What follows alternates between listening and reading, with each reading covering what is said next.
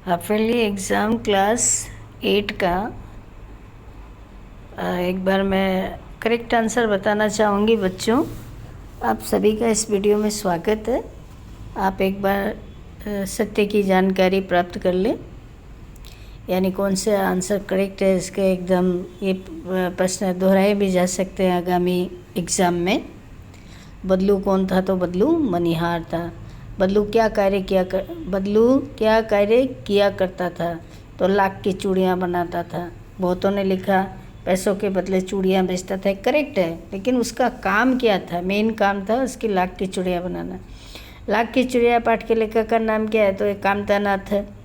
बस की रफ्तार के बारे में क्या बताया गया? बस की रफ्तार वह कम होती जा रही थी क्योंकि वह बूढ़ी थी, वह पुरानी बस थी, इसलिए उसकी रफ्तार यानी उसकी चाल, उसकी स्पीड कम होती जा रही थी। बस को किससे अधिक विश्वसनीय बताया जा रहा था?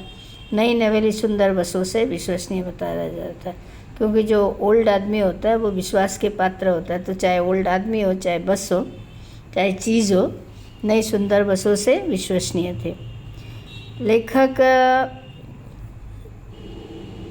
लेखक पेड़ों को अपना दुश्मन क्यों समझ रहा था?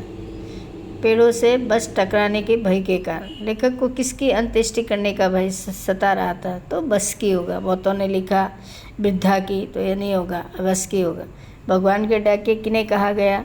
तो भगवान के डाके पक्षी और बादल को कहा गया। अब देखो, बादल इसमें भी है, 2 नंबर में भी बादल है, लेकिन उसके साथ आकाश है, इसलिए ये करेक्ट नहीं होगा।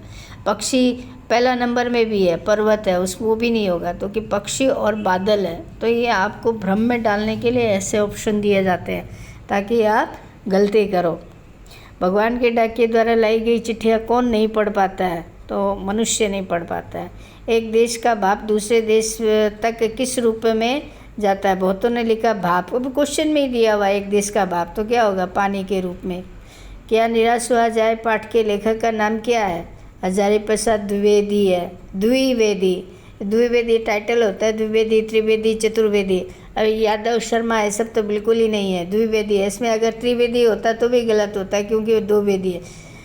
हजारी प्रसाद द्विवेदी, त्रिवेदी, चतुर्वेदी, ये सब टाइटल होते हैं, लेकिन अपने जो ये क्या निराश हुआ जाए, इसलिए पाठ के लेखक का नाम हजारी प्रसाद द्विवेदी है, यानी 2 वेद के जानकार वालों को द्विवेदी कहा जाता है। मूर्खता का पर्याय किसे समझा जाने लगा? ईमानदारी को। फिर आज के माहौल में कौन अधिक परेशान है? तो आज के माहौल में ईमानदार लोग भी परेशान है, मेहनत करने वाले लोग भी परेशान है। तो उपयुक्त दोनों आंसर इसका करेक्ट आंसर होगा। कौन सी प्रवृत्ति आज चिंता का विषय बन गई है? दूसरों में दोष खोजने की प्रवृत्ति। दूसरों में गुण खोजने की प्रवृत्ति तो है ही नहीं, कभी से ही नहीं थी, और आज तो बिल्कुल ही नहीं है। अपने में गुण खोजने की प्रकृति ये तो सब में होती है, लेकिन ये छुपा हुआ होता है कि अपने मुंह में मिट्टू कोई नहीं होता। दूसरों में दोष खोजने की प्रवृत्ति सबकी होती है, क्योंकि ये आंखें हमेशा दूसरों को देखती है, खुद को नहीं देख पाती। खुद को देखने के लिए तो उनको मिरर की ज़रूरत पड़ती है। आचरण के गलत पक्ष का आनंद लेने के लिए उद्घाटित करना एक है क्या? बुराई है। एक पक्ष को उद्घाटित करोगे यानी पर्दाफाश करोगे तो गलत ही हुआ ना। पूरे को अच्छा बुरा सबको बताओ, अच्छा ही भी बताओ। लोग ड्राइवर को क्यों पीटना चाह रहे थे? गलतफहमी होने के कारण, कि उन्हें लगा कि यह हमें कहीं डाकुओं से तो नहीं लुटवाएगा। बस का कंडक्टर कहाँ गया था? तो दूसरी बस लाने को गया था। वर्तमान समय में सच्चाई किसके हिस्से पड़ी हुई है? भीरू और बेबस लोगों, भीरू माने डरपोक, और बेबस यानी लाचार लोगों के हिस्से में पड़ी है। कबीर किसकी निंदा न करने की सीख देते हैं? तो यहाँ पौधे की। अब हमारे दोहा में दिया हुआ, कबीर घास न निंदिए पाँव तले जो होए, कभी उड़ी आखन पड़े फिर घनेरी हो।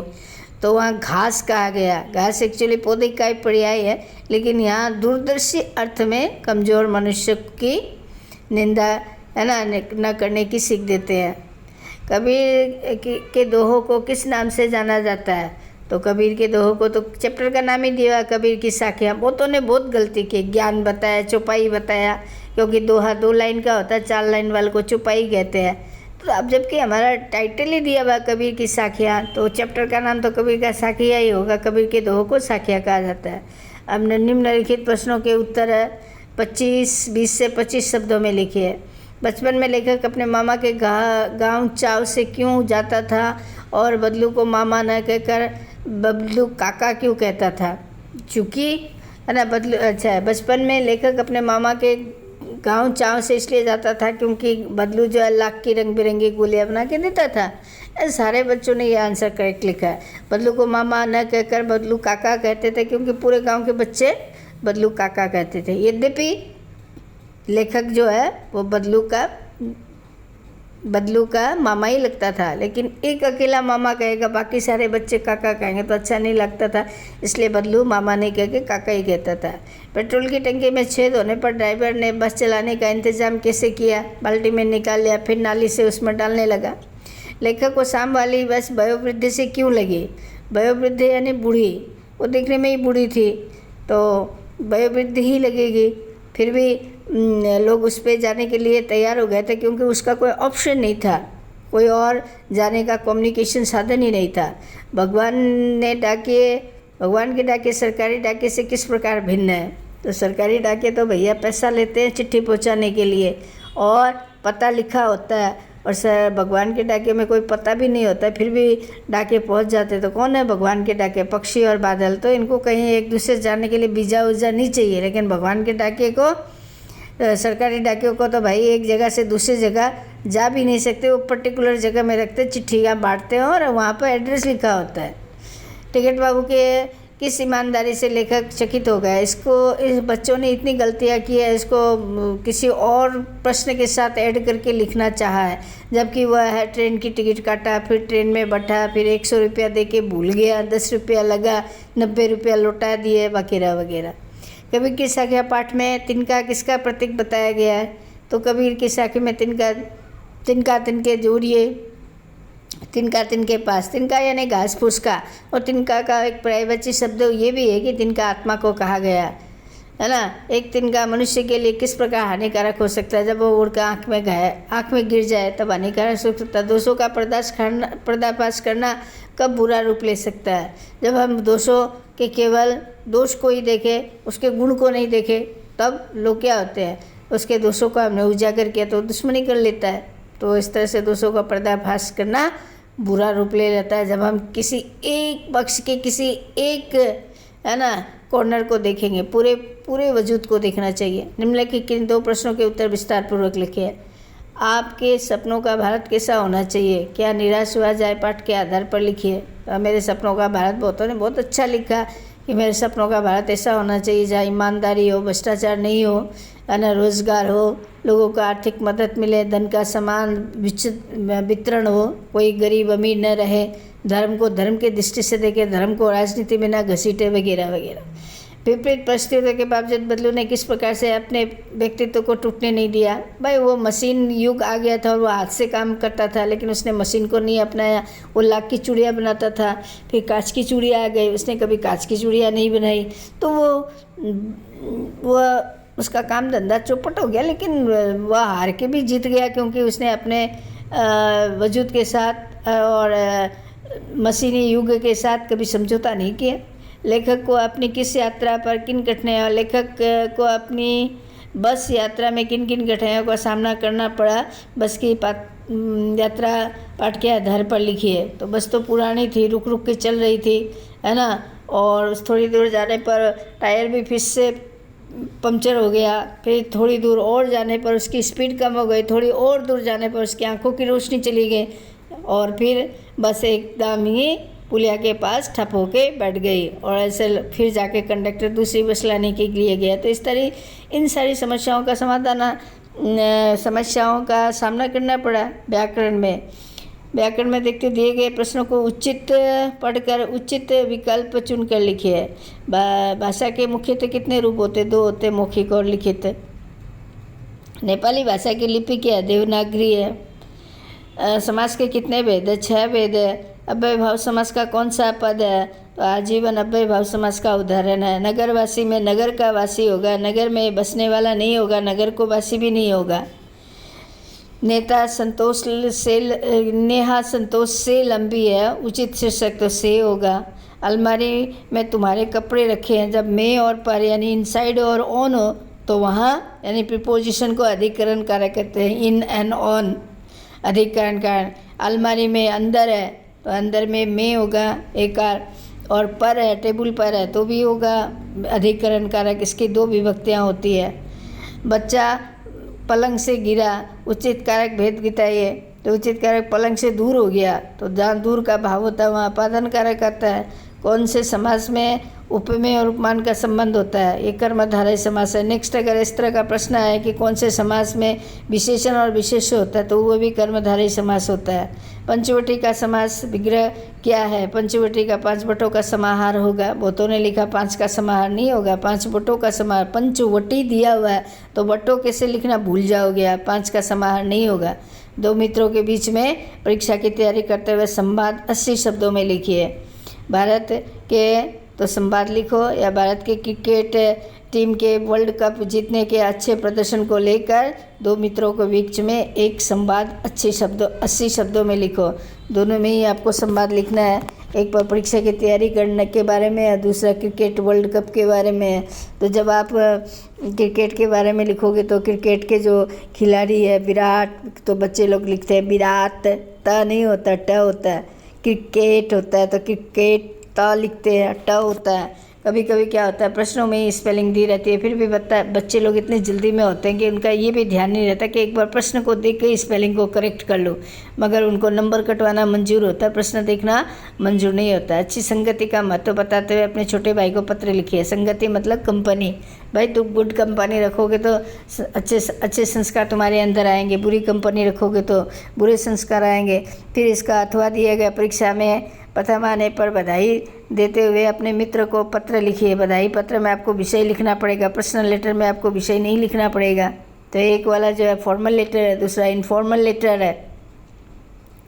पहला वाला इनफॉर्मल लेटर है, दूसरा वाला है फॉर्मल लेटर है।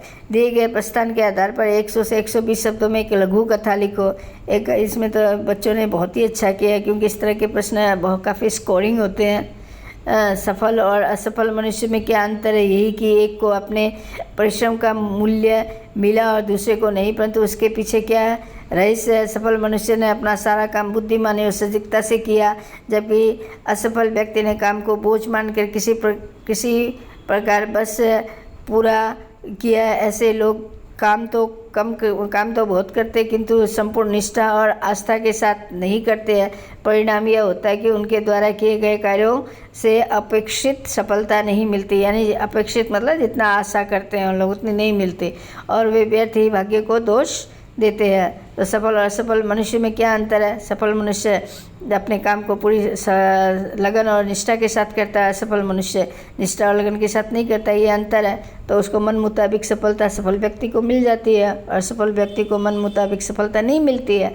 बहुत अधिक काम करने पर लोग असफल क्यों रह रहे हैं? क्योंकि वो काम तो करते हैं लेकिन पूरी निष्ठा और लगन के साथ नहीं करते। सफल व्यक्ति के काम करने के पीछे क्या विशेषता होती है? वो काम को पूरी श्रद्धा के साथ करता है, लगन के साथ करता है, इसलिए उसके काम में अच्छे परिणाम नज़र आते हैं। कैसे लोग भाग्य को दोष दिया करते हैं? जो काम में निष्ठा नहीं रखते, लगन नहीं रखते और काम तो करते हैं गधे के जैसे, गद्दा खाट नहीं करते लेकिन स्मार्ट काम नहीं करते। इस गद्यांश का कोई उपयुक्त शीर्षक लिखिए। तो गद्यांश का शीर्षक जो होता है, इसमें प्राय सभी बच्चों ने गलत किया है। शीर्षक जो होता है 1 या 2 वर्ड का होता है। तो यहाँ सफल और असफल मनुष्य लिख दो, ठीक है। सफलता का रहस्य लिख दो। असफल मनुष्य की असफल मनुष्य के कारण लिख दो। इस तरह से 2 या 3 वर्ड में होना चाहिए। पूरक पाठ्य पुस्तक से शंकराचार्य को जगत गुरु क्यों कहा जाता है? क्योंकि वह भारत के कोनों कोनों में जाके मठों की स्थापना की थी और समाज में बहुत सुधारक कार्यक्रम किए थे। चाणक्य जन्म कहाँ हुआ था? तो चाणक्य का जन्म हुआ था तक्षशिला में। चाणक्य को कौटिल्य क्यों कहा जाता? बहुत ही क्रोधित और उग्र स्वभाव के थे, इसलिए उन्हें कौटिल्य कहा जाता था। कालिदास का विवाह किसके साथ हुआ था? विद्युत्तमा के साथ हुआ था। उनकी एक रचना का नाम लिखे। उन्होंने बहुत कुछ लिखा, कुमार संभव लिखा, अभिज्ञान शकुंतलम लिखा, ऐसे तो बहुत लिखा, लेकिन अभिज्ञान शकुंतलम ज़्यादा चर्चित है। आर्य समाज की स्थापना किसने की थी? स्वामी दयानंद सरस्वती ने की थी। इसकी स्थापना का मुख्य कारण क्या था? सामाजिक आर्थिक सामंजस्य स्थापित करना। टीपू सुल्तान का जन्म कब हुआ था? 20 नवंबर 1750 में हुआ था। और टीपू सुल्तान को घुड़सवारी और हथियार चलाने की शिक्षा किसने दी थी? तो गाजी खान ने दी थी। इस तरह से आपका ये पूरा प्रश्न समाप्त होता है। उम्मीद करती हूँ कि आपको मेरे सुझाए हुए समाधान अच्छे लगेंगे और आगामी आने वाली परीक्षाओं में आप इन गलतियों से बचोगे। इसमें से 1-2 प्रश्न रिपीट भी हो सकता है, तो ध्यान रखना और देखना और लाइक ज़रूर करना। जितने व्यूज़ उतने लाइक मिले तो मुझे अच्छा लगता है, क्योंकि मेरी मेहनत है। जैसे आप मेहनत करते हो और मैं नंबर देती हूँ, तो मैंने भी मेहनत की है, मुझे भी लाइक के रूप में नंबर मिलना चाहिए ना भाई। थोड़ी उदारता रखो, क्योंकि अगर मेरा भला करोगे तो तुम्हारा डेफिनेटली भला होगा, इसमें तो कोई संदेह ही नहीं। ये मेरा ही नहीं, ये कॉन्सेप्ट ही है कि कर भला तो हो भला, और ये बिल्कुल 100% करेक्ट है।